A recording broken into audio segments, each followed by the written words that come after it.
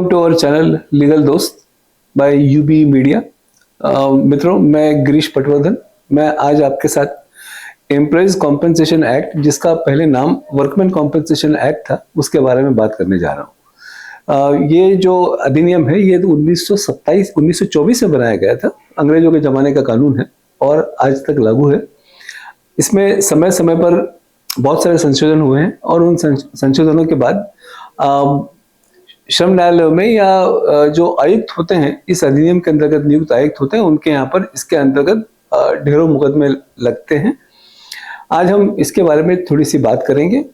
ये मुकदमे किन स्थितियों में लग सकते हैं, कौन लगा सकता है, किसके खिलाफ लग सकते हैं, कहाँ लग सकते हैं, इसमें किस तरह का आदेश हो सकता है। तो ये जो एक्ट है ये पहले सर्वप्रथम जो लागू किया गया था वो कारखानों पर लागू किया गया था। फिर कारखानों से इसका जो प्रभाव था वो प्रभाव क्षेत्र बढ़ाया गया और प्रभाव क्षेत्र बढ़ाकर उसे दुकान और जो कमर्शियल एस्टेब्लिशमेंट होती है, व्यापारिक स्थापनाएं होती है, उस पर भी लागू किया गया। और अब इसका जो प्रभाव है वो और बढ़ाकर, इसका जो कार्य क्षेत्र है वो और बढ़ाकर इवन हमारे घर में जो अगर कोई इस तरह की दुर्घटनाएं होती है किसी घरेलू मजदूर के साथ, तो उसको भी कवर किया जा सकता है। यहाँ तक इसका प्रभाव क्षेत्र बढ़ चुका है। ऐसी स्थिति में सभी लोगों के लिए ये इस अधिनियम की जानकारी रखना और उसके संबंध में जागरूक रहना बेहद आवश्यक है। इस अधिनियम का मूल उद्देश्य यह है कि यदि किसी व्यक्ति का कार्य करने के दौरान कोई दुर्घटना होती है और उस दुर्घटना में उसका कोई अंग भंग होता है या कोई ऐसी स्थिति निर्मित होती है कि जिससे उसके जो कमाई है, जो कमाने की क्षमता है, उसके अंदर कोई कमी होती है, तो उसके संबंध में वह अपने नियोक्ता से मुआवजे की मांग कर सकता है। इसी प्रकार अगर किसी व्यक्ति के काम के दौरान मृत्यु होती है तो उस स्थिति में भी वह अपने उसके जो आश्रित हैं वे नियोक्ता से मांग कर सकते हैं कि उन्हें क्षतिधन की राशि का भुगतान किया जाए। जब ये कानून लागू हुआ उस समय जो इसकी गणना करने का तरीका था वो कुछ और था। समय के हिसाब से उसके अंदर समय समय पर चेंजेस हुए हैं। आज की स्थिति में अगर हम बात करें तो आज की स्थिति में यदि किसी व्यक्ति को न्यूनतम वेतन के हिसाब से वेतन मिल रहा है और उसकी यदि मृत्यु होती है तो उसके आश्रितों को आप मान के चलिए कि लगभग 10 से 12 लाख रुपए का मुआवजा मिल सकता है। तो ये एक बहुत व्यापक प्रावधान है जिसका असर सभी श्रमिकों को, इसका लाभ सभी श्रमिकों या उनके आश्रितों को मिल सकता है। हम इसके बारे में थोड़ी थोड़ी बात करेंगे। कोई भी श्रमिक जब किसी कारखाने में कार्य करने के लिए जाता है या किसी व्यक्ति के यहाँ कार्य करने के लिए जाता है, एक बहुत आम दुर्घटना होती है कि ये कोई व्यक्ति मकान बनाने के काम में लगा है, वो मिस्त्री है और वहां काम करते हुए उसका कोई एक्सीडेंट हो गया। अब जो मकान बनाने का काम है वह कोई कारखाना नहीं है, वह कोई कमर्शियल एस्टेब्लिशमेंट या व्यापारिक संस्थान नहीं है, लेकिन ऐसी जगह पर अगर कोई दुर्घटना होती है तो उस दुर्घटनाग्रस्त श्रमिक को या अगर किसी की मृत्यु होती है तो उसके डिपेंडेंट्स को कॉम्पेंसेशन पाने का अधिकार होगा। तो ये इसके लिए पूरे प्रदेश में, देश में विभिन्न प्रदेशों में विभिन्न प्रकार के प्रावधान हैं। अगर हम मध्य प्रदेश की बात करें तो मध्य प्रदेश में जितने श्रम न्यायालय हैं उन श्रम न्यायालयों को आयुक्त कर्मकार क्षतिपूर्ति के रूप में परिभाषित किया गया है। अगर हम महाराष्ट्र की बात करें तो वहां पर भी जो श्रम न्यायालय हैं उनके जो पीठासीन अधिकारी हैं उन्हें ये अधिकार दिए गए हैं। यूपी में अगर हम देखें तो यूपी में वहां के जो शासकीय उप श्रम आयुक्त हैं उन्हें इस प्रकार के अधिकार दिए गए हैं। तो हर प्रदेश ने अपने अपने हिसाब से जहां सुलभ न्याय की दृष्टि से इस प्रकार के व्यक्तियों को नियुक्त किया है कि जो श्रमिकों को ऐसी स्थिति में तुरंत लाभ दिला सके। तो ये इस तरह के जो क्षतिपूर्ति आयुक्त हैं, इन्हें जो कार्य सौंपे गए हैं उसके अंदर अगर ऐसा कोई दावा उनके सामने आता है, उस दावे की सुनवाई करना, जो सामने वाला पक्षकार है उसको नोटिस जारी करना, दोनों पक्षों के बयान लेना और उसके आधार पर एक निर्णय पारित करना, ये एक उनका अधिकार है। हर नियोक्ता का ये कर्तव्य है कि यदि उसके यहाँ कारखाने में काम करते हुए किसी व्यक्ति के साथ दुर्घटना होती है तो उस दुर्घटना के लिए वह जो भी क्षतिपूर्ति क्षतिधन बनता है, जो क्षतिपूर्ति की राशि बनती है, उस राशि का दुर्घटना दिनांक से 1 माह में आयुक्त के पास वह पैसा जमा करे। और यदि वह पैसा जमा नहीं किया जाता तो ऐसी स्थिति में आयुक्त को अधिकार है कि वह उस रकम के ऊपर 12% तक का ब्याज और पेनल्टी जो 50% तक की हो सकती है दिलाने का उन्हें अधिकार है।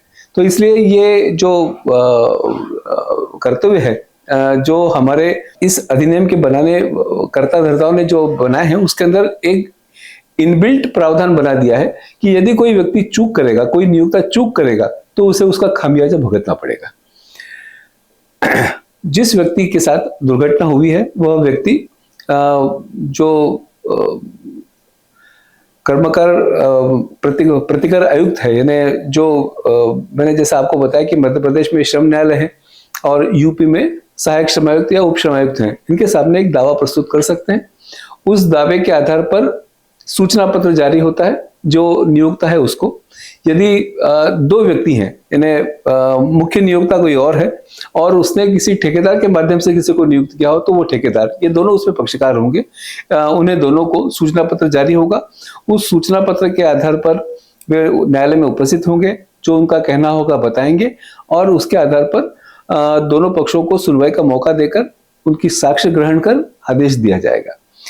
मैं जैसा आपको पहले बता चुका हूं कि इन सब मामलों में चूंकि टाइम इसेंस बहुत आवश्यक है, तो उस टाइम इसेंस के मुताबिक यदि किसी व्यक्ति ने पैसा जमा नहीं किया है, जो क्षतिधन की राशि जमा नहीं की है, तो ऐसी स्थिति में जो प्रतिकर आयुक्त होते हैं, जो क्षतिपूर्ति कर्मकार आयुक्त होते हैं, वे कॉम्पेंसेशन का आदेश तो करते ही हैं, उसके साथ में ब्याज का आदेश और उसके साथ में क्षतिधन जो पेनल्टी है उसका भी आदेश करते हैं।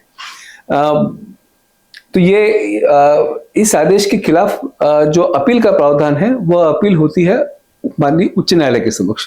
उच्च न्यायालय में अपील करने के लिए एक अत्यंत महत्वपूर्ण जो बात है वो यह है कि जब तक वो पूरी राशि जमा नहीं की जाती तब तक इसकी अपील दायर नहीं हो सकती।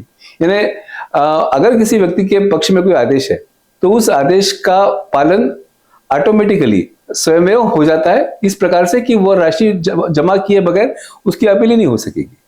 तो ये एक तरह के मामले हुए। दूसरे तरह के मामले वो होते हैं जहां पर नियोक्ता स्वयं होकर अपनी तरफ से राशि न्यायालय में जमा कर देता है। तो ऐसी स्थिति में ये होता है कि जो प्रतिकर आयुक्त होते हैं उन्हें स्थानीय अखबारों में इसके बारे में एक विज्ञप्ति जारी करना पड़ती है।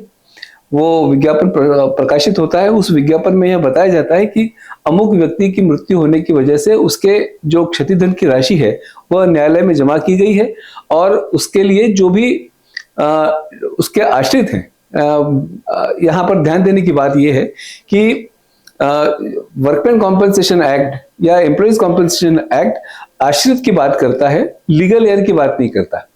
तो आप समझेंगे कि लीगल एयर यानी जो अलग अलग कानूनों में जो पर्सनल लॉज हैं उसके अंदर तय किए गए कि लीगल एयर कौन होंगे, तो उन लीगल एयर्स का इस केस से कोई वास्ता नहीं है। इस केस में जो क्लेमेंट हो सकते हैं वे सिर्फ डिपेंडेंट हो सकते हैं। डिपेंडेंट कौन होंगे, तो वो ऐसे व्यक्ति की पत्नी या पति, उनके बच्चे और माता पिता, ये जो चार तरह के लोग हैं यही इसके संबंध में माने जाएंगे कि ये उनके डिपेंडेंट्स हैं।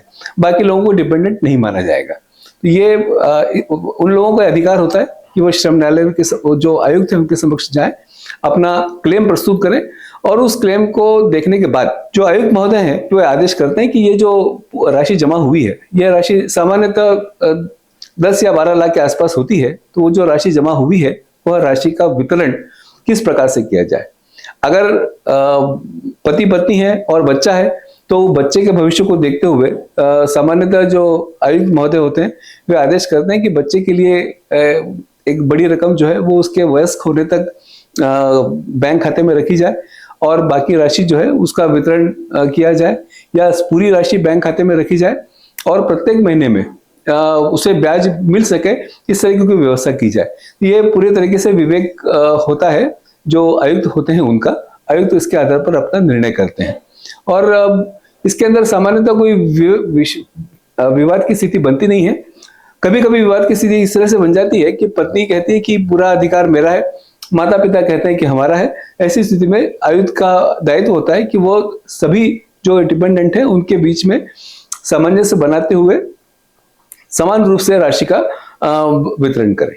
ये एक मोटे तौर पर वर्कमैन कॉम्पेंसेशन एक्ट, जो श्रम विधि का एक बेहद महत्वपूर्ण कानून है, इसका मैंने आपको वर्णन किया। इसमें एक तीसरी जो बात है जिसके ऊपर आपको ध्यान देने की आवश्यकता है वो ये है कि जो बीमा कंपनियां, जो जनरल इंश्योरेंस कंपनीज हैं, बीमा कंपनियां हैं, वे इस प्रकार के बीमा पॉलिसी जारी करती हैं जिसके अंदर अगर कोई इस तरह का एक्सीडेंट होता है तो उस एक्सीडेंट को का जो पैसा है वो जमा करने का दायित्व वो लेते हैं।